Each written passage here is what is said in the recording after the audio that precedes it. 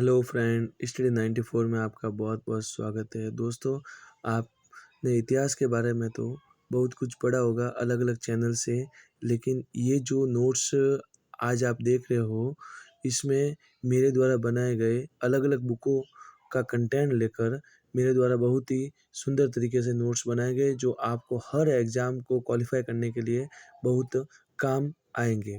तो देखिएगा, आज हम इतिहास का टॉपिक शुरू कर रहे हैं, जिसमें प्राचीन काल से लगाकर आधुनिक तक, यानी कि जीरो लेवल से लगाकर आधुनिक तक पूरा अपन डिटेल से इतिहास पढ़ेंगे।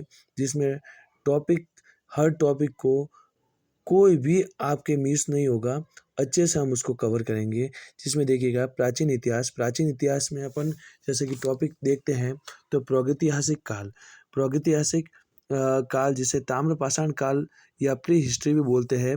अगला उसके बाद में टॉपिक हम देखेंगे हड़प्पा काल, जिसमें कांस्य युगीन सभ्यता आएगी, है ना।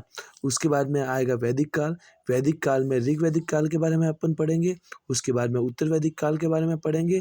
फिर प्राचीन धार्मिक आंदोलन के बारे में पढ़ेंगे। प्राचीन धार्मिक आंदोलन में बौद्ध धर्म के बारे में है, जैन धर्म के बारे में अपन विस्तार से अध्ययन करेंगे। उसके तत्पश्चात अपन देखेंगे महाजनपद। महाजन क्या होता है, महाजनपद क्या होता है। उसके साथ ही मौर्य युग, मौर्य काल के बाद में, जिसमें चंद्रगुप्त मौर्य वगैरह, अशोक, सब उसके बारे में अपन पढ़ेंगे।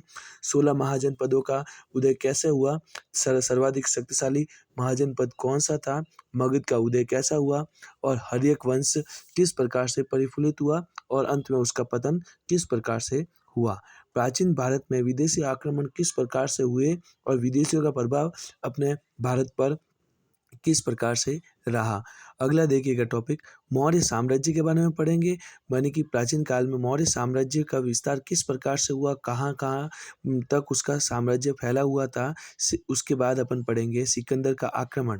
यानी कि भारत में सिकंदर का आक्रमण होता है, तब भारत में किसका शासन था, कैसी परिस्थिति थी, राजनीतिक जीवन कैसा था लोगों का, आर्थिक जीवन कैसा था, और किस प्रकार से लोग अपना जीवन यापन करते थे। उसके बाद में हम चंद्रगुप्त मौर्य के बारे में पढ़ेंगे। तत्पश्चात अपन जो है, यहाँ देखिएगा, बिंदुसार के बारे में अपन पढ़ेंगे। फिर अशोक के बारे में, अशोक के पास्ट यानी कि अशोक के पहले के जीवन काल के पहले के बारे में, और अशोक के शासक बनने के बाद अपन किस प्रकार से जो है अशोक के बारे में विस्तृत जानकारी प्राप्त करेंगे। उसके बाद में शुंग वंश के बारे में पढ़ेंगे। फिर कर्ण वंश, फिर सातवाहन वंश के बारे में पढ़ेंगे। छोटे छोटे राजवंश है, ये भी बहुत इंपॉर्टेंट है और अक्सर एग्जाम में पूछ लिए जाते हैं। कलिंग कलिंग के बारे में पढ़ेंगे। वाकाटक वंश के बारे में पढ़ेंगे। विदेशी उत्तराधिकारी किस प्रकार से हुए, इसमें हिंद यवन आएंगे, शक आक्रमण होगा, उसके बारे में अपन पढ़ेंगे। पार्थियन अर्थात पल्लव के बारे में पढ़ेंगे। कुषाण वंश के बारे में पढ़ेंगे। इसके बाद में देखिएगा गुप्त काल में चंद्रगुप्त प्रथम के बारे में पढ़ेंगे। उसके पश्चात समुद्रगुप्त के बारे में पढ़ेंगे।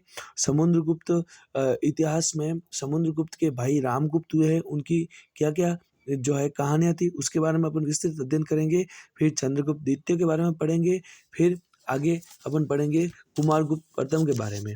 कुमारगुप्त के बारे में अपन विस्तार से अध्ययन करेंगे। फिर स्कंदगुप्त के बारे में पढ़ेंगे, और जो है गुप्त वंश के पश्चात अपन पढ़ेंगे हूणों का आक्रमण भारत में किस प्रकार से हुआ, यानी कि गुप्त वंश का पतन और हूणों का आक्रमण। गुप्त काल का प्रशासन किस प्रकार से रहा। गुप्तों के समय जो प्रमुख विद्वान हुए, जिसमें आर्यभट्ट, वराहमिहिर, ब्रह्मगुप्त, धन्वंतरि, सुश्रुत, चरक, भास्कराचार्य प्रथम हुए। उसके बाद गुप्त काल के बाद में गुप्तोत्तर काल के बारे में अपन विस्तृत अध्ययन करेंगे। गुप्तोत्तर काल में पूर्व मध्य काल कहलाएगा ये, जिसमें हर्षवर्धन काल भी इसको कहा जाएगा। वर्धन वंश के इतिहास के बारे में अपन विस्तृत जानकारी प्राप्त करेंगे। उसके पश्चात राष्ट्रकूट के बारे में, राष्ट्रकूट में गुर्जर प्रतिहार वंश, पाल वंश के बारे में पढ़ेंगे। कन्नौज का गढ़वाल वंश पढ़ेंगे। दिल्ली में चौहान वंश का शासन किस प्रकार से हुआ।